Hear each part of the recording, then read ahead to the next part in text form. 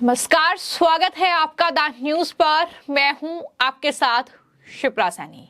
लोकसभा चुनाव से पहले उत्तर प्रदेश की राजनीति में बड़ी सियासी उथल-पुथल होने जा रही है, जिसके संकेत मिलना शुरू हो गए हैं। दरअसल अखिलेश यादव और इंडी गठबंधन को बड़ा झटका लगने वाला है, चूंकि आरएलडी चीफ जयंत चौधरी ने बीजेपी के साथ अपनी डील पक्की कर ली है। यह बड़ी जानकारी उत्तर प्रदेश से सामने आ रही है और खबर यह भी है कि कांग्रेस नेता राहुल गांधी के उत्तर प्रदेश में एंट्री करते ही जयंत चौधरी इंडी गठबंधन से एग्जिट हो जाएंगे। जी हां, इंडी गठबंधन से नाता तोड़ लेंगे जयंत चौधरी। राहुल गांधी जैसे ही 14 फरवरी को अपनी भारत जोड़ो न्याय यात्रा चंदौली के रास्ते यूपी पहुंचे। जयंत चौधरी जी बहुत सुलझे हुए इंसान हैं, बहुत पढ़े लिखे हैं, राजनीति को वो समझते हैं। मुझे उम्मीद है कि किसानों की लड़ाई और उत्तर प्रदेश की खुशहाली की तरफ जो संघर्ष चल रहा है,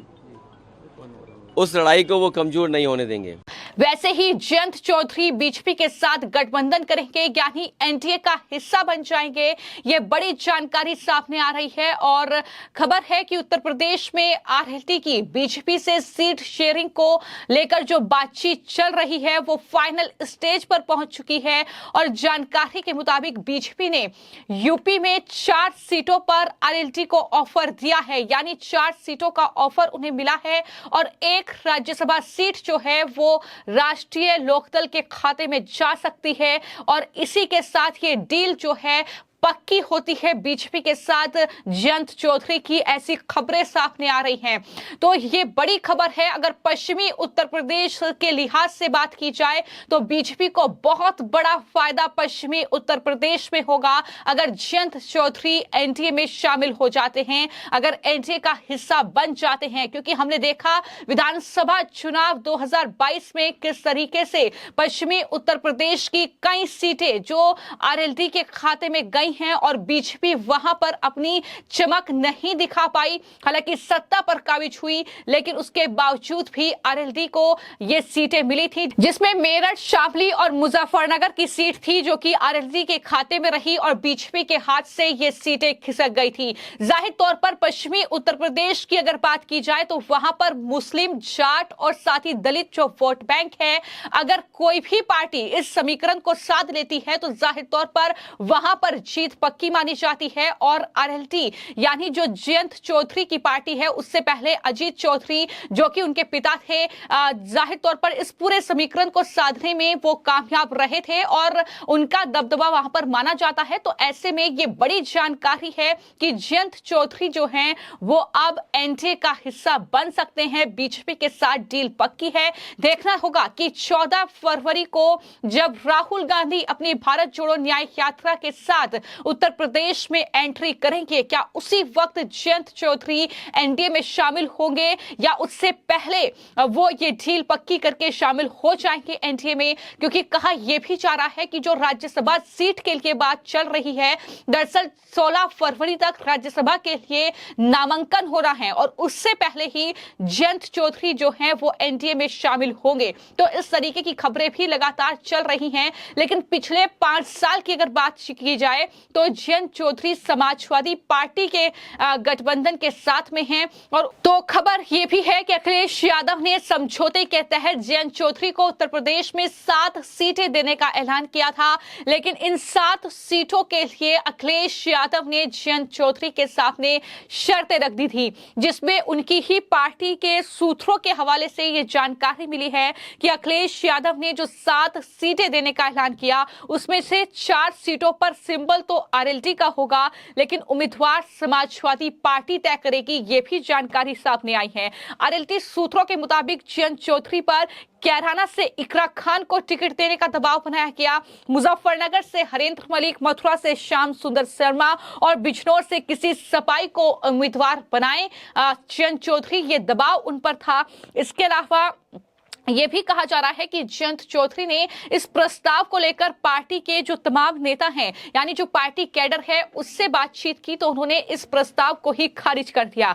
और इस तरीके से अब बीजेपी के साथ बातचीत हुई है। ये बातचीत जो है अंतिम स्टेज पर है, ये भी जानकारी सामने आ रही है। और ये खबर लगभग पक्की मानी जा रही है कि जयंत चौधरी यानी आरएलटी के चीफ अब बीजेपी का रुख करने जा रहे हैं, यानी वो बीजेपी के साथ समझौता करेंगे, वो एनडीए का हिस्सा बनेंगे। और ये खबर पक्की है तो जाहिर तौर पर ये पश्चिमी यूपी में खास तौर पर समाजवादी पार्टी और साथ ही इंडी अलायंस के लिए ये बहुत बड़ा झटका है, क्योंकि जिस तरीके से 2022 में समाजवादी पार्टी और साथ ही राष्ट्रीय लोकदल ने एक साथ मिलकर चुनाव लड़ा था और कई सीटें जीती थी, इन सब के बीच अखिलेश यादव को भी बहुत बड़ा झटका है, क्योंकि जो जयंत चौधरी के जरिए जाट वोट बैंक को अपने खाते में करने की कोशिश कर रहे थे, अब वो कहीं ना कहीं वोट बैंक उनके हाथों से खिसक सकता है। क्योंकि कई ऐसी सीटें हैं, चाहे फिर वो बागपत की सीट हो, मुजफ्फरनगर की सीट हो, कैराना, बिजनौर,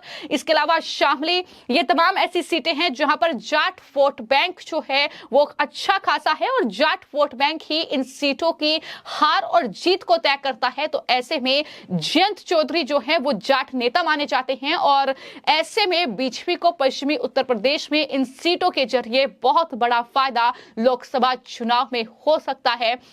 तो यही वजह है कि जयंत चौधरी का एनडीए में शामिल होना ये उत्तर प्रदेश की सियासत में बहुत जरूरी है बीजेपी के लिए, क्योंकि पश्चिमी यूपी की राजनीति में जाट, मुस्लिम और दलित वोटर्स का दबदबा है। इस इलाके में लोकसभा की कुल 23 सीटें हैं, जहां 12 सीटों का समीकरण जाट मतदाता तय करते हैं। एक अनुमान के मुताबिक पश्चिमी यूपी में करीब 18% जाट हैं। जाट आरएलटी के कोर वोटर्स माने जाते हैं। जाट के बाद दलित वोटर्स सबसे ज्यादा हैं, जिसका रुझान अभी बीजेपी और बीएसपी की तरफ है। इसके बाद मुस्लिमों का नंबर आता है, जो इंडी गठबंधन के साथ खड़े नजर आ रहे हैं।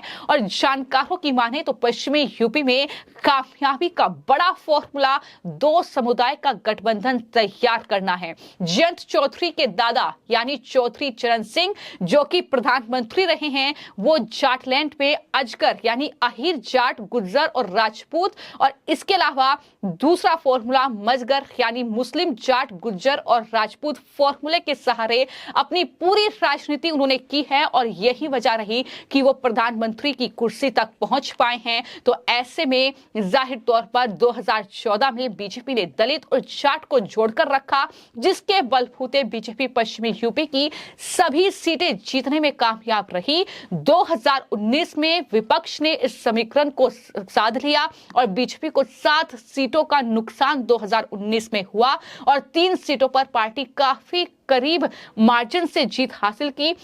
तो आप समझ सकते हैं कि ये 7 सीटों का जो नुकसान बीजेपी को हुआ है, उसकी भरपाई करने के लिए ही अब जयंत चौधरी के साथ बीजेपी ने ये डील की है, ऐसा माना जा रहा है। और जयंत चौधरी भी पार्टी के तमाम बड़े नेताओं से मुलाकात कर चुके हैं, तमाम वरिष्ठ नेताओं से उनकी मुलाकात हो चुकी है और उसके बाद ही ये डील जो है वो पक्की मानी जा रही है। और ये न सिर्फ समाजवादी पार्टी के लिए बड़ा झटका होगा, बल्कि जो खुद को किसान नेता कहते हैं, राकेश टिकैत, नरेश टिकैत, ये तमाम जो कहीं ना कहीं आंदोलनजीवी हैं जो पश्चिमी यूपी से निकले, उसमें सत्यपाल मलिक भी एक नाम है, उनके लिए भी कहीं ना कहीं बहुत बड़ा झटका जयंत चौधरी का ये एक कदम माना जा रहा है। फिलहाल आपकी इस पूरे मामले को लेकर क्या राय है, हमें कॉमेंट बॉक्स में जरूर लिखें। धन्यवाद।